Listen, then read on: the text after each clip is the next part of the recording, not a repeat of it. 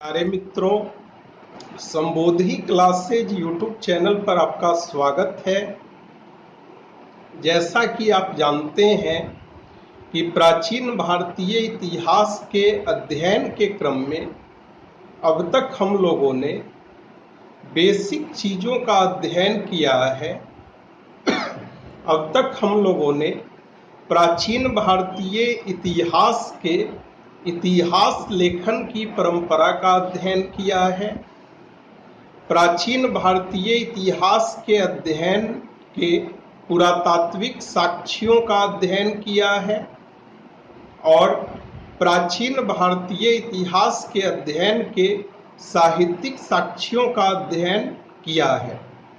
आज से हम लोग विधिवत रूप से प्राचीन भारतीय इतिहास का अध्ययन प्रारंभ करेंगे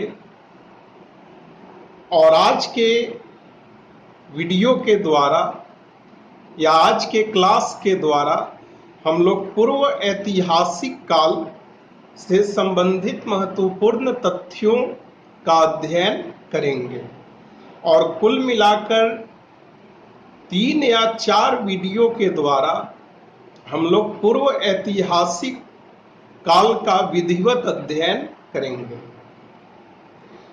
सबसे पहले हमारे लिए यह ध्यान रखना अनिवार्य है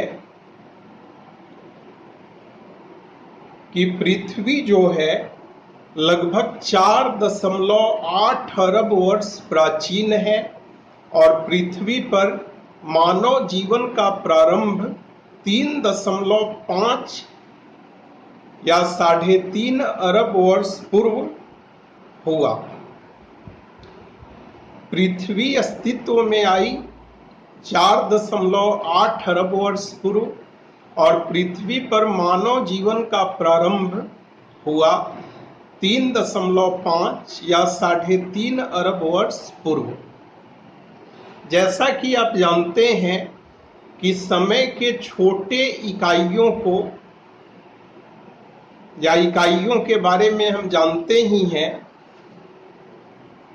जैसे घंटा हो गया, मिनट हो गया, सेकंड हो गया, वैसे ही ऐतिहासिक दृष्टिकोण से भूवैज्ञानिक समय सारणी को हम महाकल्पों में डिवाइड करते हैं। कहने का आशय यह कि ऐतिहासिक दृष्टि से समय मापन का सबसे बड़ा यूनिट महाकल्प होता है। फिर महाकल्प को कल्प में डिवाइड किया जाता है और कल्प को युग में डिवाइड किया जाता है।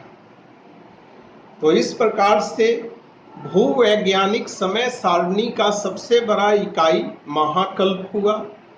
महाकल्प कल्प में विभाजित होता है और कल्प युग में विभाजित होता है। और वर्तमान दौर में जिस दौर में हम लोग जी रहे हैं, इस महाकल्प को नूतन जीव महाकल्प के नाम से जाना जाता है। जनरली हम लोग इतिहास को अध्ययन के लिए 3 या 4 सेगमेंट में बांट करके उसका स्टडी करते हैं। प्राचीन भारत, मध्यकालीन भारत, आधुनिक भारत और विश्व इतिहास।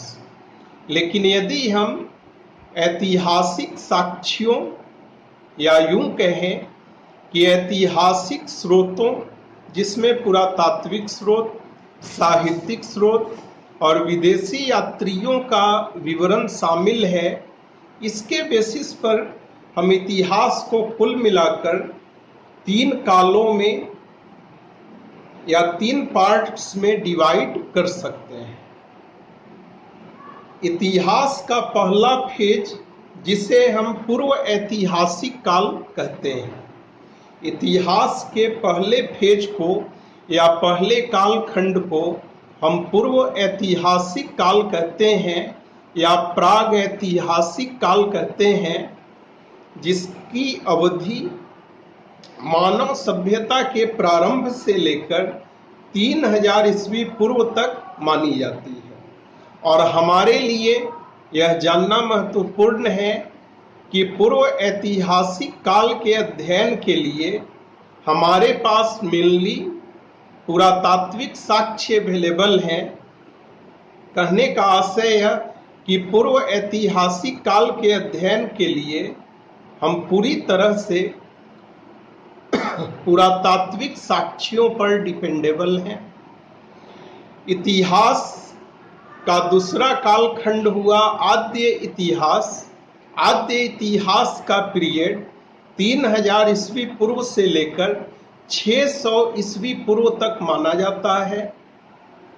और हमारे लिए यह जानना महत्वपूर्ण है कि आद्य इतिहास के अध्ययन हेतु हमारे समक्ष पुरातात्विक स्रोत भी अवेलेबल हैं और साहित्यिक स्रोत भी अवेलेबल हैं, लेकिन किसी न किसी कारणवश जैसे लिपि को नहीं पढ़ा जा पाना, इसके कारण हालांकि अवेलेबल दोनों स्रोत है, पुरातात्विक स्रोत भी और साहित्यिक स्रोत भी, लेकिन लिपि को पढ़े नहीं जाने के कारण इस कालखंड के जानकारी के लिए भी हमें पुरातात्विक स्रोतों पर ही निर्भर रहना पड़ता है।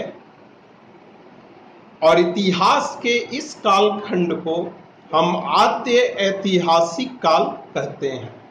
प्रतियोगिता परीक्षाओं में हड़प्पा सभ्यता या सिंधु घाटी सभ्यता के बारे में हमेशा पूछा जाता है कि हड़प्पा सभ्यता या सिंधु घाटी की सभ्यता किस काल से संबंधित है। तो हड़प्पा सभ्यता की लिपि हमारे समक्ष उपस्थित है, लेकिन आज तक हड़प्पा सभ्यता की लिपि को पढ़ा नहीं जा सका है, जिसके कारण हड़प्पा सभ्यता के अध्ययन के लिए हम पुरातात्विक साक्ष्यों पर ही डिपेंडेबल है।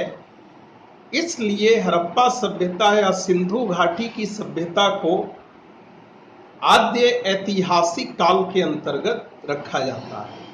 और तीसरा कालखंड हुआ इतिहास का ऐतिहासिक काल। ऐतिहासिक काल की अवधि 600 ईस्वी पूर्व से लेकर अब तक के कालखंड को माना जाता है। और इस काल के अध्ययन हेतु हमारे समक्ष पुरातात्विक स्रोत भी अवेलेबल हैं, साहित्यिक स्रोत भी अवेलेबल हैं और विदेशी यात्रियों के विवरण या वृत्तांत भी अवेलेबल हैं। अब हमारे लिए सभ्यता के विकास के सिद्धांत को जानना महत्वपूर्ण है। ऐतिहासिक दृष्टिकोण से सभ्यता के विकास के दो सिद्धांत हमारे समक्ष प्रेजेंट हैं या उपस्थित हैं। इन दोनों के बारे में हमारे लिए जानना महत्वपूर्ण है। पहला विकासवादी सिद्धांत है।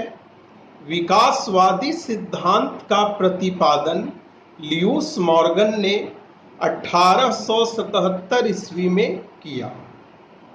और विकासवादी सिद्धांत यह मानती है कि सभ्यता का विकास क्रमिक रूप से हुआ या ग्रेजुअली हुआ। और सभ्यता के विकास का दूसरा सिद्धांत है विसरणवादी सिद्धांत। विसरणवादी सिद्धांत को जॉन लुबाक ने प्रस्तावित किया। जॉन लुबाक ने कहा कि प्रत्येक अच्छी चीजों का आविष्कार पहले एक जगह पर होता है और वहां से इसका प्रसार अन्य क्षेत्रों में होता है। तो जहां विकासवादी सिद्धांत यह मानता है कि सभ्यता का विकास क्रमिक रूप से होता है, वहीं विसरणवादी सिद्धांत ऐसा मानता है कि अच्छी चीजों का आविष्कार किसी खास जगह पर होता है और वहां से उन अच्छी चीजों का प्रसार अन्य क्षेत्रों में होता है। अब हमारे लिए पूर्व ऐतिहासिक काल को कैसे विभाजित किया जाता है यह जानना महत्वपूर्ण है। पूर्व ऐतिहासिक काल या प्राग ऐतिहासिक काल को बेसिकली हम 3 भागों में बांटकर देख सकते हैं। पहला पुरापाषाण काल, जिसकी अवधि 5 लाख से लेकर 10,000 ईस्वी पूर्व तक है। पुरापाषाण काल की अवधि है 5 लाख से 10,000 ईस्वी पूर्व तक। दूसरा मध्यपाषाण काल, मध्यपाषाण काल की अवधि मानी जाती है 10,000 ईस्वी पूर्व से लेकर 6,000 ईस्वी पूर्व तक।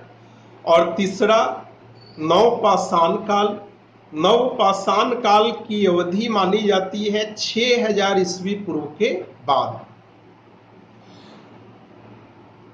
तो पुरापाषाण काल की जहां तक बात है, एक बार फिर से इसको ध्यान में रखना हमारे लिए महत्वपूर्ण है।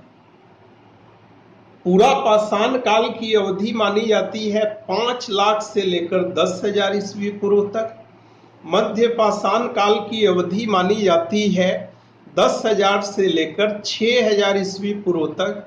और नवपाषाण काल की अवधि मानी जाती है 6,000 ईस्वी पूर्व के बाद। अब यहाँ हमारे लिए यह जानना भी महत्वपूर्ण है कि पूर्वपाषाण काल को भी या पुरापाषाण काल को भी हम 3 भागों में डिवाइड कर सकते हैं। पहला निम्न या आरंभिक पुरापाषाण काल, दूसरा मध्य पुरापाषाण काल और तीसरा उच्च पुरापाषाण काल। तो निम्न या आरंभिक पुरापाषाण काल की अवधि मानी जाती है 5 लाख ईस्वी पूर्व से लेकर 50,000 ईस्वी पूर्व तक। पुरापाषाण काल की अवधि मानी जाती है 5 लाख ईस्वी पूर्व से लेकर 10,000 ईस्वी पूर्व तक। और निम्न या आरंभिक पुरापाषाण काल की अवधि मानी जाती है 5 लाख वर्ष पूर्व से लेकर 50,000 ईस्वी पूर्व तक। पुरापाषाण काल का दूसरा भाग हुआ मध्य पुरापाषाण काल। और मध्य पुरापाषाण काल की अवधि मानी जाती है 50,000 ईस्वी पूर्व से लेकर 40,000 ईस्वी पूर्व तक। और इसी प्रकार से पुरापाषाण काल का तीसरा फेज हुआ या तीसरा भाग हुआ उच्च पुरापाषाण काल, जिसकी अवधि मानी जाती है 40,000 से लेकर 10,000 ईस्वी पूर्व तक। तो मित्रों, आज के क्लास में हम लोगों ने पूर्व ऐतिहासिक काल से संबंधित महत्वपूर्ण तथ्यों का अध्ययन किया, जैसे पृथ्वी कब अस्तित्व में आई, पृथ्वी पर जीवन कब प्रारंभ हुआ, उसके बाद भूवैज्ञानिक समय सारणी के कॉन्सेप्ट को हमने देखा, साहित्य अध्ययन के स्रोतों के बेसिस पर हमने इतिहास का विभाजन देखा, उसके बाद हमने सभ्यता के विकास के सिद्धांतों को देखा और पूर्व ऐतिहासिक काल या प्राग ऐतिहासिक काल का विभाजन हमने इस वीडियो के द्वारा समझा। कल से हम लोग विधिवत सबसे पहले निम्न पुरापाषाण काल का अध्ययन करेंगे, तब मध्य पुरापाषाण काल का अध्ययन करेंगे और तब उच्च पुरापाषाण का अध्ययन करेंगे। और ये तीनों पार्ट हो गए पुरापाषाण काल से संबंधित। उसके बाद हम लोग मध्य पाषाण काल का अध्ययन करेंगे और सबसे अंत में हम लोग नवपाषाण काल का अध्ययन करेंगे। यदि आपको यह वीडियो पसंद आया हो तो आप अपने इस चैनल को सब्सक्राइब कर दें, वीडियो को लाइक करें वीडियो के कमेंट बॉक्स में कमेंट करें और अपने मित्रों के बीच शेयर करें। आप लोगों का बहुत बहुत धन्यवाद।